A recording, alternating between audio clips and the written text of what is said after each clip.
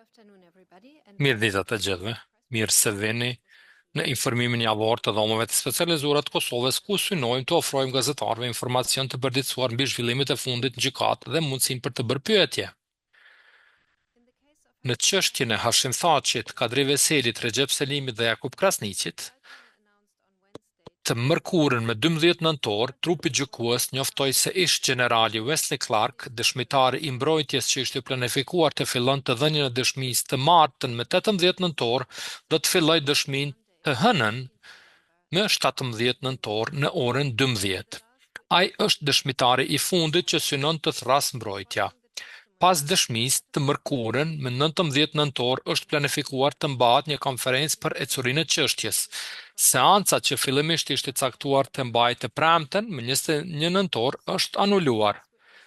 Deri me sot kanë dhënë dëshmi 6 dëshmitarë të thirrur nga mbrojtja e Thaqit. Dëshmitari i 6, Michael Dërki, filloi dëshminë dje pasdite. Sipas informacionit që dha mbrojtja, dëshmitari ishte këshilltar politik i komandantëve suprem të forcave aleate të NATO-s në Evropë gjatë periudhës përkatëse.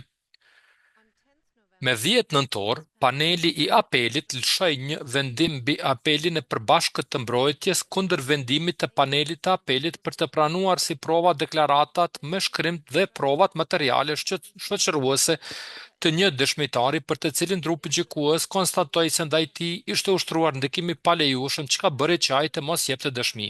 Sipas rregullës 155, trupi gjykues mund të pranojë prova në formën e deklaratave me shkrim, në veçanti në qoftë se është bindur se mosparaqitja e personit ose mosdhënia e dëshmisë është ndikuar thelbësisht nga ndërhyrje të palejueshme si kërcënim, frikësim, lëndim, ofrim parash ose shtrëngim.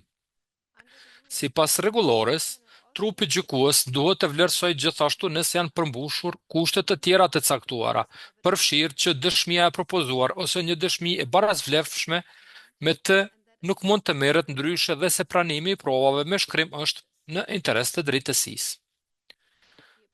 Paneli i apelit konstatoi se trupi gjykues nuk gaboi që i pranoi provat dhe theksoi se duhet bërë dallimi midis vendimit të trupit gjykues për të pranuar provat me shkrim të dëshmitarit dhe vendimit të trupit gjykues për peshën që do t'u jepet atyre përfundimisht që do të vlerësohet në fund të procesit të gjykimit bazuar në tërësinë e provave. Në veçanti, paneli i apelit rikujtoi se rregulloria nuk i lejon trupit gjykues të bazojë verdiktin e fajësisë vetëm ose në masë vendimtare në provat e një dëshmitari që mbrojtja nuk ka pasur mundësinë ta marrë në pyetje. Po ashtu, me 10 nëntor, në një vendim tjetër, paneli i apelit hodhi poshtë apelin e mbrojtjes së Thaqit kundër vendimit të trupit gjykues për të mos pranuar 5 deklaratat e mëparshme me shkrim, të cilat u paraqiten për pranim nga mbrojtja gjatë marrjes në pyetje të një dëshmitari të thirrur nga prokuroria. Vendimi u bazua në parimin se deklaratat e dëshmitarëve mund të pranohen vetëm sipas procedurave të përcaktuara në rregullat 153 deri në 155, përveç nëse palja kundërshtar pajtohet me pranimin e provave. Paneli i apelit konstatoi se vendimi i trupit gjykues ishte në përputhje me kornizën ligjore të dhomave të specializuara ose me jurisprudencën e tribunaleve penale ndërkombëtare. Në çështjen gjyqësore të Hashim Thaqit, Isni Kilajt, Bashkim Smakajt, Fadil Fazliu dhe Hajredin Kuqit, në lidhje me akuza për ndikim të palegjshëm ndaj dëshmitarëve, më në 11 nëntor, gjykatësja e procedurës paraprake njoftoi kryetaren e dhomave të specializuara se çështja do të jetë gati për të kaluar në trupin gjykues me 12 nëntor. Me 12 nëntor, kryetaria e dhomave të specializuara Ekaterina Trendafilova caktoi gjykatësin Christopher Gosnell si gjykatës të vetëm në atë gjykim.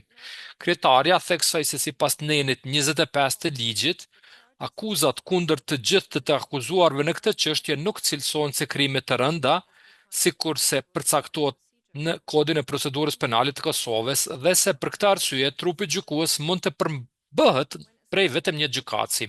Kur caktoi gjykatësin Gosnell, ajo metej mori parasysh kriteret e përcaktuara në rregulloren e procedurës dhe të provave, përfshirë përvojën dhe ekspertizën relevante si dhe disponueshmërinë në këtë periudhë. Po me 12 nëntor, gjykatësia e procedurës paraprake bëri kalimin zyrtar të dosjes së çështjes. Në të njëjtën çështje gjyqësore me 7 nëntor, gjykatësia e procedurës penale pa miratoi pjesërisht një kërkesë të prokurorisë në lidhje me materialin e sekuestruar në objektin e paraburgimit. Mbrojtësja e pavarur që u caktuar për të vlerësuar nëse materiali në fjalë kishte përmbajtje ligjërisht të privilegjuar, kishte njoftuar gjykatësën e procedurës paraprake dhe palet se nuk e njeh mjaftueshëm kontekstin e materialit për të vendosur nëse informacioni është i privilegjuar. Për këtë arsye, prokuroria kërkoi që materiali të shqyrtohej nga vetë gjykatësia e procedurës paraprake. Në vendimin e saj, gjykatësia e procedurës paraprake konstatoi se në vend që materiali që të shqyrtohet prej saj, detyra duhet të mbetej mbrojtësës së pavarur. Për të dhënë mbrojtësës së pavarur kontekstin e nevojshëm, ajo urdhëroi mbrojtjen e thaçit që të dorëzoj informacionin relevant. Ajo urdhëroi gjithashtu administratoren që të jap mbrojtësës së pavarur qasje në informacion tjetër që lidhet me kontekstin. Gjykatësia e procedurës paraprake urdhëroi mbrojtësen e pavarur të dorëzoj raportin më së voni me 17 dhjetor. Me 10 nëntor, gjykatësia e procedurës paraprake miratoi një kërkesë të prokurorisë për të kërkuar mbrojtësës së pavarur të nxjerrë informacion shtesë nga telefoni i sekuestruar i zotërit Kuqi. Gjykatësia e procedurës paraprake theksoi se mbrojtja e Kuqit nuk e kundërshtoi kërkesën dhe konstatoi se veprimi që kërkohet përfshihet në kuadër të kontrollimit dhe sekuestrimit të autorizuar më parë. Ajo urdhëroi mbrojtësen e pavarur të kryej veprimin e kërkuar dhe të dorëzoj prokurorisë rezultate deri më 5 dhjetor 2025. Gjithashtu, me 10 nëntor, gjykatësia e procedurës paraprake vendosi të bënte të disponueshme për prokurorinë listat me emrat e materialeve të sekuestruara në objektin e paraburgimit. Në disa raste, gjykatësia e procedurës paraprake gjykoi të domosdoshme që emrat e tyre të redaktoheshin për të parandaluar qasjen nga prokuroria në informacion të privilegjuar.